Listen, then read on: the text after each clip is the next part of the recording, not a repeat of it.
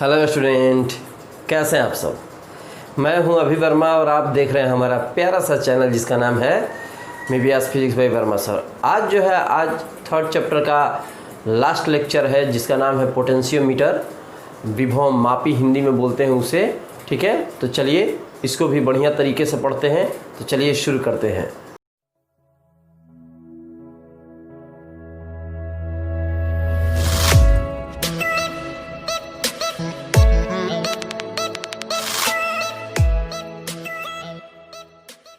Topic का नाम है पोटेंशियोमीटर।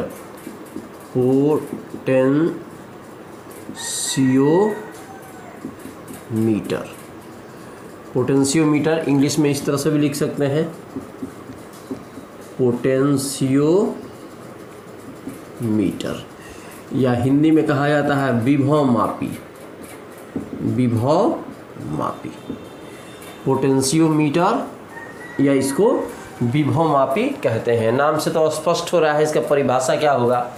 विभव मापी विभव मापने वाली युक्ति है। ठीक है, तो देखो इसके द्वारा जो विभव मापी है इसके द्वारा एक तो सेल के बीच जो विद्युत वाहक बल है जिसे हम लोग ई से सूचित करते हैं। जैसे दो सेल हो गए तो एक का विद्युत वाहक बल E1, दूसरे का विद्युत वाहक बल E2। तो इस विभव मापी के द्वारा इन दोनों के बीच संबंध प्राप्त किया जाता है। ठीक है, तो एक तो हो गया कि विभव मापी एक युक्ति है, एक डिवाइस है जिसके द्वारा हम विद्युत वाहक मतलब सेलों के विद्युत वाहक बल के बीच हम लोग संबंध प्राप्त करते हैं। सेल ये अलग सेल का है, ये अलग सेल का है, ये पहला सेल का विद्युत वाहक बल, ये दूसरा सेल का विद्युत वाहक बल। इन दोनों के बीच संबंध निकालने के लिए किसका प्रयोग होता है? विभव मापी का उपयोग किया जाता है। ये तो बात समझ में आ गई। चलो इसका हम परिभाषा बोर्ड पे लिख देते हैं। ठीक है, इसका परिभाषा लिखते हैं। लिखेंगे विभव मापी एक प्रकार की युक्ति है, एक प्रकार की युक्ति है जिसके द्वारा विभव मापी एक प्रकार की युक्ति है जिसके द्वारा सेलों के विद्युत वाहक बल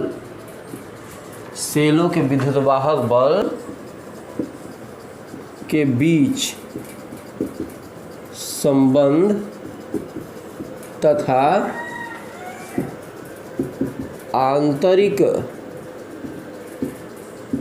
प्रतिरोध का मान ज्ञात किया जा सकता है। तो सबसे पहले हम क्या करेंगे? सबसे पहले हम निकालेंगे सेलों के विद्युत वाहक बल के बीच संबंध इसके द्वारा। उसके बाद क्या करेंगे? आंतरिक प्रतिरोध का भी मान निकालेंगे। तो चलिए सबसे पहले हम हेडिंग देते हैं। पहले इसका स्क्रीनशॉट ले लो ताकि मिटाना पड़ेगा ना, क्योंकि बड़ा है, थोड़ा सा चित्र उत्र बनाना पड़ेगा। जल्दी से इसके स्क्रीनशॉट ले लो, मिटाना है। मिटाए? चलो मिटाते हैं। ठीक है, अब हम निकालेंगे पहले सेलों के विद्युत वाहक बल के बीच संबंध। तो यहाँ हेडिंग देते हैं सेलों के विद्युत वाहक बल के मध्य संबंध। ये हेडिंग हो गया। ठीक है, तो सबसे पहले इसमें चित्र बनाते हैं, थोड़ा सा ध्यान से देखिए। पहले चित्र बना लूँ, उसके बाद समझाऊंगा।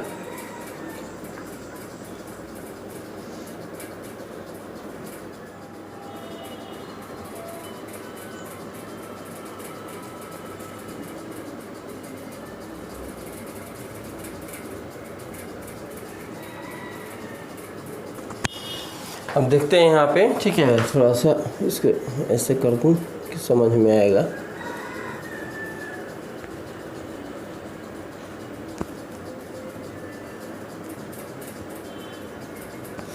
ये चित्र आपको दिखाई दे रहा है, ठीक है। अब इसके बारे में थोड़ा सा बढ़िया से समझते हैं। देखो यहाँ जो है इसमें सबसे पहले हम छोटे छोटे बहुत सारे, ठीक है, कॉपर स्ट्रिप्स लेते हैं, कॉपर की पट्टियाँ लेते हैं। देखिए ये जो जहाँ पे आपको दिखाई दे रहा है ये छोटे छोटे कॉपर के टुकड़े हैं, धातु के टुकड़े हैं।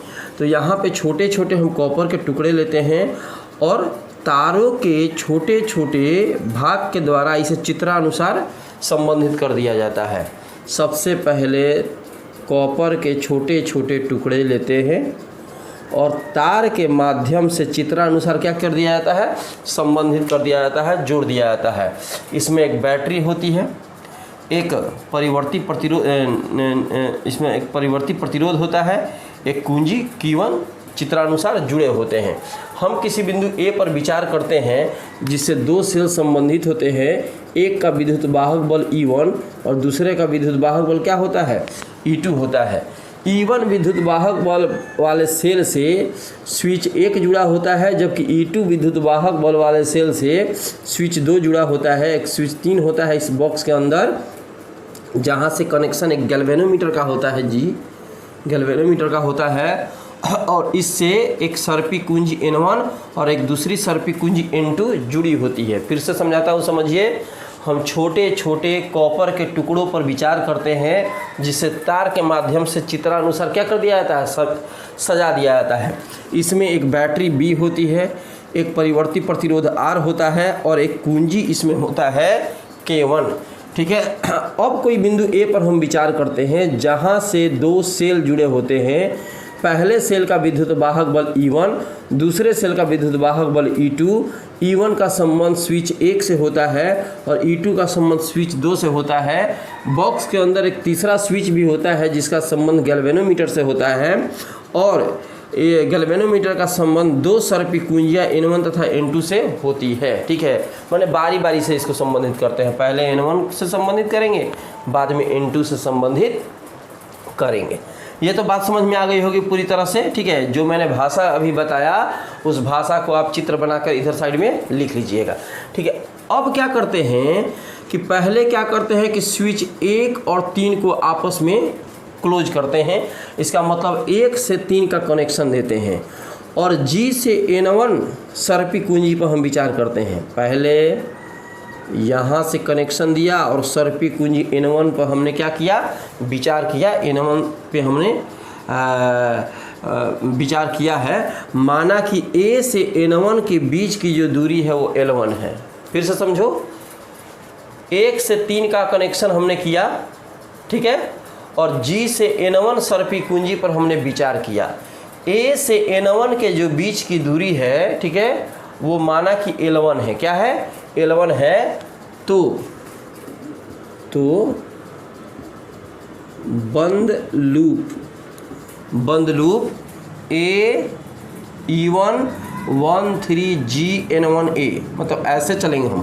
पहले इस रास्ते से चलेंगे, देखो यहाँ ये रास्ता, इस रास्ते से पहुँचेंगे यहाँ पे, ठीक है। उसके बाद दूसरा रास्ता पकड़ेंगे। तो पहले हो गया, तो बंद loop A E1 1 3 G N1A, मतलब ये रास्ता हम पकड़ रहे हैं। देखो ये रास्ता, ठीक है। A में यदि तार की लंबाई L1 हो तो, माने यहाँ से यहाँ तक तार की लंबाई क्या हो, L1 हो, तो फॉर्मूला हो गया E1 equal to phi L1। अब कहिएगा सर ये कहाँ से आ गया, ठीक है। देखो फाई यहाँ पे जो है, जहाँ लिख देता हूँ, जहाँ फाई प्रति एकांक लंबाई, नीचे लिखना पड़ेगा, जगह नहीं मिलेगा यहाँ पे, जहाँ यहाँ लिखता हूँ, ठीक है। जहाँ फाई प्रति एकांक लंबाई वोल्टता पात को व्यक्त करता है, फिर आया सर कि सर समझ में नहीं आया कि ये आया कहाँ से ये फार्मूला। देखो विद्युत वाहक बल है, विद्युत वाहक बल का मतलब हो गया कि वोल्ट है, एक तरह से वोल्ट समझो, ठीक है, क्योंकि विद्युत वाहक बल का मात्रक होता है वोल्ट होता है। फाई को मैंने क्या लिखा है, प्रति एकांक लंबाई वोल्टता, तो प्रति एक फाई को लिख सकते हैं प्रति एकांक लंबाई, प्रति एकांक लंबाई वोल्टता।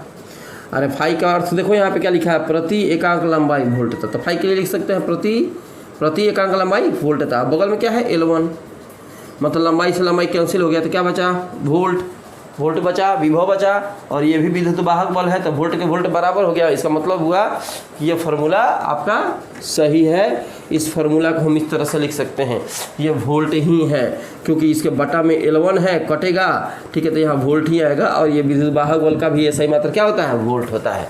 तो ये पहले तार की बात हो गई, पहले वाला जो चल रहे थे पहला बंद लूप। अब दूसरा बंद लूप पे आते हैं। अब किसका कनेक्शन करेंगे, 2 से 3 का, और हम N2 सर्पी कुंजी पर विचार करेंगे, ठीक है।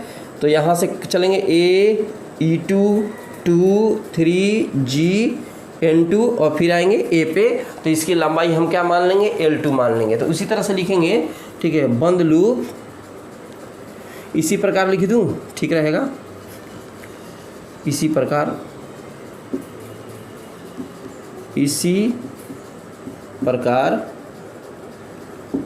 बंद लूप, इसी प्रकार बंद loop A E2 2 3 G N2 A में, यदि लंबाई L2 हो, तो लंबाई L2 हो तो क्या हो जाएगा, E2 इक्वल टू क्या हो गया, फाई L2। इक्वेशन हो गया फर्स्ट, इक्वेशन हो गया सेकंड। ये तो बात समझ में आ गई। जल्दी से स्क्रीनशॉट लो, इसको मिटाना है अभी, ठीक है, स्क्रीनशॉट ले लो, मिटाना पड़ेगा। फिगर नहीं मिटाऊंगा, फिगर का काम पड़ेगा अभी आंतरिक प्रतिरोध निकालने में, इसलिए बगल वाला मिटाना है, तो जल्दी से इसका स्क्रीनशॉट ले लो। मिटाया जाए, मिटाएं, चलो मिटाते हैं, ठीक है। अब यहाँ पे देखो, अब डिवाइड करेंगे तो लिखेंगे from equation first by second. समीकरण 1 में 2 से क्या करने पर डिवाइड करने पर, तो LHS by LHS E1 by E2 equal to phi L1 by हो गया फाई L2, ठीक है, LHS बाई LHS और RHS बाई RHS। तो अब क्या होगा, इसमें से फाई से फाई क्या करेंगे, हम कैंसिल कर देंगे, फाई से फाई काटेंगे, तो ये फाई से फाई क्या हुआ, कट गया, तो क्या बचा, E1 by E2 equal to L1 by L2। ये आपका आ गया विद्युत वाहक बल के मध्य संबंध। जल्दी से इसका स्क्रीनशॉट ले लो, मिटाना है, ठीक है, जल्दी से स्क्रीनशॉट लो, मिटाना है। चलो मिटाते हैं। अब क्या करते हैं हम कि सेलों का आंतरिक प्रतिरोध का मान हमको ज्ञात करना है, ठीक है, आंतरिक प्रतिरोध का हम मान निकालेंगे। तो यहाँ पे हेडिंग दे देते हैं हम, क्योंकि हम ऊपर लिख चुके थे कि पोटेंशियोमीटर अर्थात विभव मापी के द्वारा विद्युत वाहक बल के मध्य संबंध प्राप्त करेंगे और आंतरिक प्रतिरोध का भी मान ज्ञात किया जा सकता है। तो लिखेंगे आंतरिक प्रतिरोध ज्ञात करना। आंतरिक प्रतिरोध, तो सबसे पहले क्या करेंगे, चित्र में थोड़ा चेंजिंग करते हैं, ठीक है। तो पहले मैं चेंजिंग कर लूँ, उसके बाद आराम से समझाता हूँ। इसको मानते हैं E, ठीक है, यहाँ पे एक बॉक्स बनाते हैं,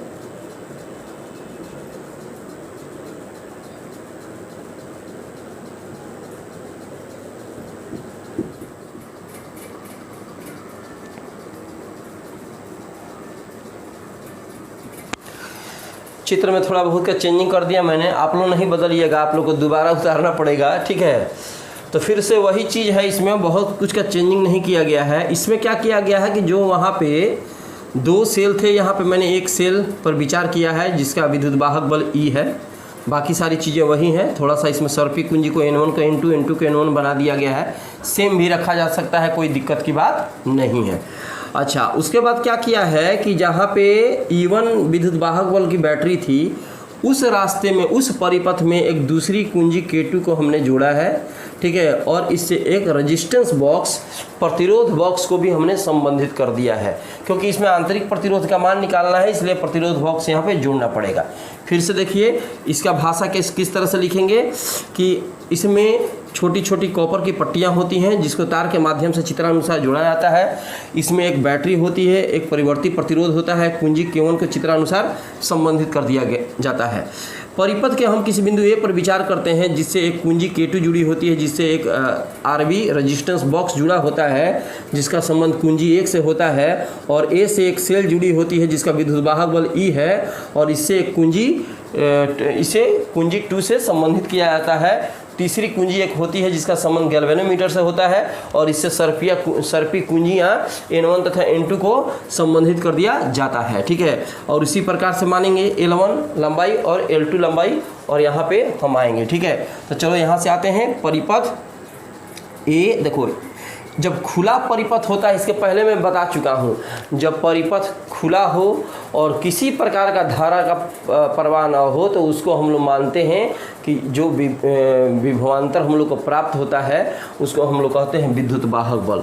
जब हम लोग परिपथ को बंद करते हैं, मतलब स्विच ऑन करेंगे, तो करंट का प्रवाह होगा। इस स्थिति में जो परिपथ का विद्युत वाहक बल होगा उसका टर्मिनल विद्युत वाहक बल कहते हैं, ठीक है। टर्मिनल विभवांतर कहते हैं। इसके पहले मैं ऑलरेडी बता चुका हूँ, ठीक है। तो चलिए यहाँ पर समझते हैं। बंद परिपथ, बंद नहीं, ठीक है, सिर्फ परिपथ ए, ठीक है, 13G N2 A में, ठीक है। यदि K2 ओपन हो, ओपन का मतलब हुआ करंट का प्रवाह नहीं हुआ, ओपन हो तो लिख ही देता हूँ, प्राप्त विभवांतर विद्युत वाहक बल होगा यदि लंबाई को L1 माना जाए। तो L1 मानिएगा तो क्या होगा, फॉर्मूला क्या बताए थे, E = phi L1। अभी जस्ट इसके पहले बताया मैंने, E = हो गया phi L1, इक्वेशन हो गया फर्स्ट। अब क्या करेंगे कि परिपथ A 23G N1A है ना, परिपथ A 23G N2 नहीं N1A में यदि K2 क्लोज्ड का मतलब बंद हो गया, इसका मतलब करंट बहेगा, क्लोज्ड हो तो प्राप्त विभवांतर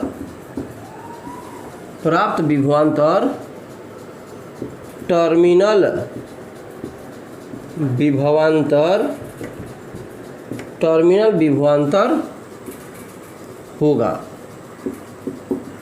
होगा यदि लंबाई को L2 माना जाए। इसमें लंबाई को क्या माना हमने, L2 माना। पहले बार में क्या माना, L1। जब ओपन था तो विद्युत वाहक बल, जब क्लोज्ड हुआ तो टर्मिनल विभवांतर, तो यहाँ पे V = हो जाएगा, ये टर्मिनल विभवांतर को सूचित करेगा, phi L2। इक्वेशन हो गया सेकेंड। अब क्या करेंगे, डिवाइड करेंगे from equation first by second. तो लिखेंगे यहाँ पे इस तरीके से डिवाइडर खींच दूँ ताकि अट पाए ठीक से। From equation first by second, तो LHS बाई LHS तो लिखेंगे E/V = phi L1 by phi L2। phi से phi क्या हुआ, कैंसिल हो गया। E की वैल्यू रखेंगे हम, E की वैल्यू I × R + R। कैसे हो गया, ठीक है। ओम का नियम तो पढ़ा होगा, V = IR, इसलिए लिखेंगे। और इसके लिए बाह्य प्रतिरोध भी है, और चूंकि ये सेल का विद्युत वाहक बल है तो इसका बाह्य प्रतिरोध भी होगा, इससे जुड़ा होगा, और सेल का एक आंतरिक प्रतिरोध भी होगा, इसलिए सेल का कुल प्रतिरोध हो जाएगा R+R, ठीक है। और ये हो जाएगा V = IR, तो यहाँ पे हो गया L1/L2। I से I क्या हुआ, कैंसिल हो गया, कट गया, अलग अलग डिवाइड कर दो इसको, तो हो जाएगा यहाँ पे R/R + R/R = हो गया L1/L2। R से अब क्या हुआ, कैंसिल हो गया, यहाँ पे 1 बचा, 1 को उधर लेके चले जाओ तो क्या हो जाएगा R/R L1/L2 और -1, और इस R को उधर लेके चले जाएंगे तो क्या मिला L1/L2 -1 और इंटू R। ये आपका मिल गया आंतरिक प्रतिरोध का मान। तो बात समझ में आ गई होगी। जल्दी से इसका स्क्रीनशॉट ले लो, मिटाना है, ठीक है। स्क्रीनशॉट ले लो मेरे भाया, मिटाना है। स्क्रीनशॉट हो गया, ठीक है। तो चलिए मिलते हैं छोटे से ब्रेक के बाद। जहाँ रहिए स्वस्थ रहिए।